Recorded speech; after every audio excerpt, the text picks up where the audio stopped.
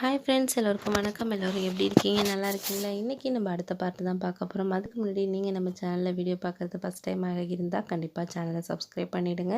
அப்போ ரொம்பவே முக்கியமான விஷயம் அப்படின்னு என்னென்னு கேட்டிங்கன்னா, வீடியோவை ஸ்கிப் பண்ணாமல் பாருங்கள்.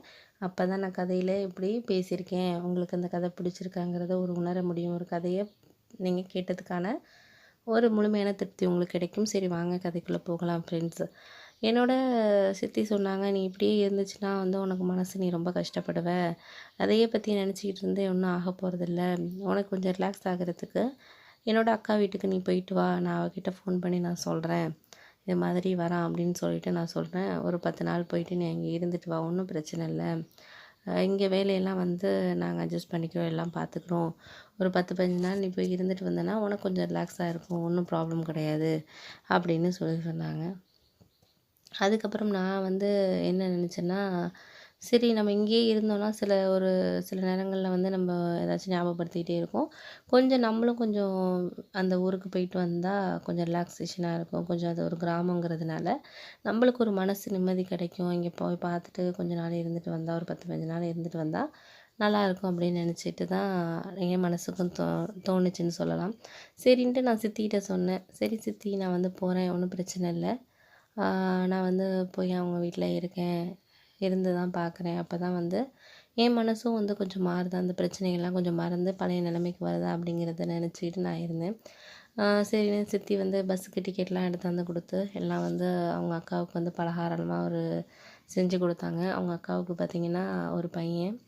அவனுக்கு கல்யாணம் ஆகி மருமகளோட இருந்தாங்க. அவங்களுக்கு குழந்தைகள் இல்ல. அவங்க அக்கா மட்டும்தான். அவங்க அக்காவுக்கு ஹஸ்பண்ட்லாம் கிடையாது. அவங்க இறந்துட்டாங்க.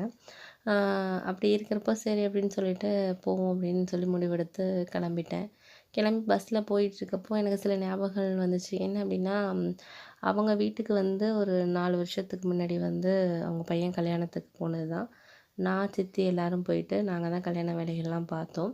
இப்போ அவங்களுக்கு திருமணமாகி 4 வருஷமா என்ன பிரச்சனைன்னு தெரியல. குழந்தை இல்லை அவங்கள்ட்ட. அந்த மாதிரி அடிக்கடி சித்தி கவலைப்படுவாங்க. "அவனுக்கு தான் குழந்த இல்லடா" அப்படி இப்படின்னு சொல்லிட்டு அடிக்கடி பேசிக்கிட்டு இருப்பாங்க. நானும் அந்த அண்ணங்கிட்ட நல்லா பேசுவேன். அந்த அத்தையும் எனக்கு நல்லா அவங்க எனக்கு அம்மா தான் வேணும்.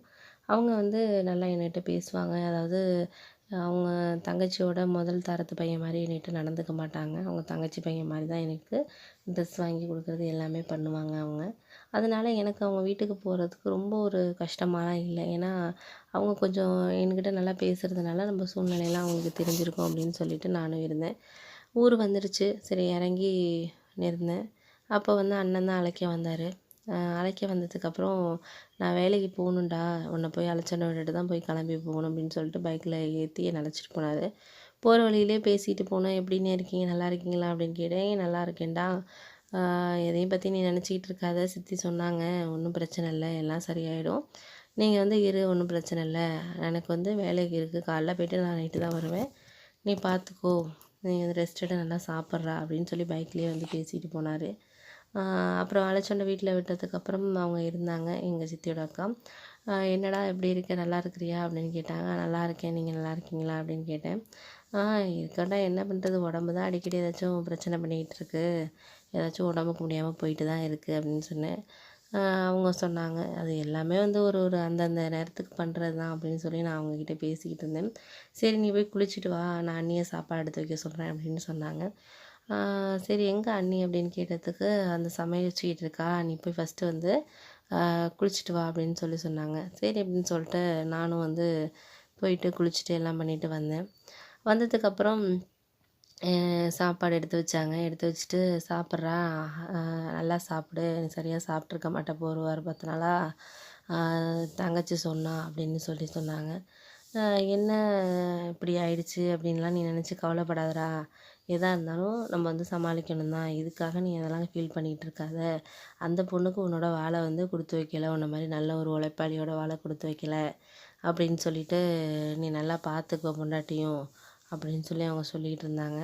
"அதெல்லாம் விட்டு தள்ளு. இங்கே பக்கத்தில் நிறையா வயல்லாம் இருக்குது. போகிறதுனா போ. பக்கத்துலேயே நம்ம சொந்தக்காரவங்க தான். ஏதாச்சும் வேணும்னா நீ அண்ணியை கேளு. அவள் உனக்கு செஞ்சு கொடுப்பா" அப்படின்னு சொன்னாங்க. அப்புறம் கொஞ்சம் நேரம் கழிச்சு அண்ணி வந்தாங்க. "என்ன எப்படி இருக்கீங்க? நல்லா இருக்கீங்களா? சாப்பிடுங்க. உங்களுக்காக தான் வந்து அத்தை வந்து இந்த அளவுக்கு செய்ய சொன்னாங்க அப்படின்னு சொல்லி பேசிக்கிட்டு இருந்தாங்க. பேசிகிட்டு இருந்தோன்னே எனக்கு ஒரு விஷயம் என்ன தோணுச்சுன்னா, அவங்க முன்னாடி பார்த்ததுக்கும் இப்போ பார்க்குறதுக்கும் ரொம்பவே அழகாக இருந்தாங்க. அதாவது திருமணத்தப்போ வந்து ரொம்ப ஒல்லியாக இருந்தாங்க. இப்போ நல்லா கொஞ்சம் அளவு சதை போட்டு கொஞ்சம் நல்லா கொஞ்சம் பப்ளியா அழகாக இருந்தாங்க. அவங்கள பார்த்தே ஒரு 2, 3 வருஷம் இருக்கும் அப்படின்னு தான் சொல்லலாம். இப்போ பார்த்ததுக்கு ரொம்பவே அழகாக இருந்தாங்க. ரொம்ப வந்து சாரி கட்டியிருந்தாங்க. செம்ம அழகாக இருந்தாங்க. என்கிட்டயும் நல்லா வந்து சிரித்து பேசினாங்க. எனக்கு வந்து அவங்கள பார்த்ததுக்கப்புறம் வந்து எனக்கு இருந்த கஷ்டங்கள்லாம் வந்து அவங்கள பார்த்துக்கிட்டே இருக்கணும் போல தான் தோணுச்சு. ஏன்னா எனக்கு வந்து அந்த மாதிரியான உணர்வு யாருக்கிட்டேயுமே தோணலை. அவங்க என்கிட்ட பேசினது ஒரு அக்கறையாக இருந்ததெல்லாம் வந்து எனக்கு ரொம்ப பிடிச்சிருந்துச்சு. சரி அப்படின்னு சொல்லிட்டு நான் வந்து இருந்தேன்.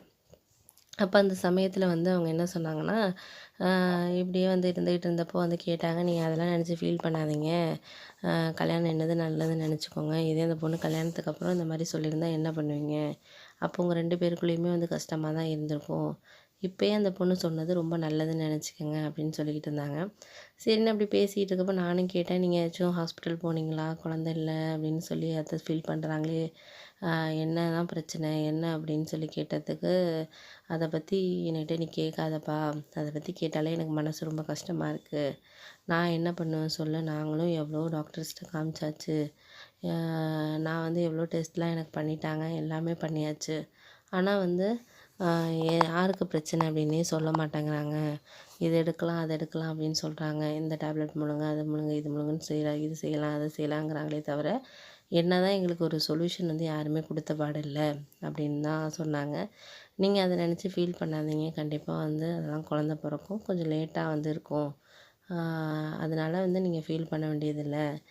இத நெனச்சு நீங்க வந்து ரொம்ப கவலையும் பட தேவையில்ல." அப்படின்னு சொல்லி நான் அவங்ககிட்ட ஆறுதல் சொல்லிக்கிட்டு இருந்தேன். அதுக்கப்புறம் என்ன நடந்துச்சுங்கிறத நான் உங்ககிட்ட அடுத்த பார்ட்ல சொல்றேன் ஃப்ரெண்ட்ஸ். அடுத்த பார்ட்டுக்காக கண்டிப்பா வெயிட் பண்ணிக்கிட்டு இருங்க. கண்டிப்பா சொல்றேன்.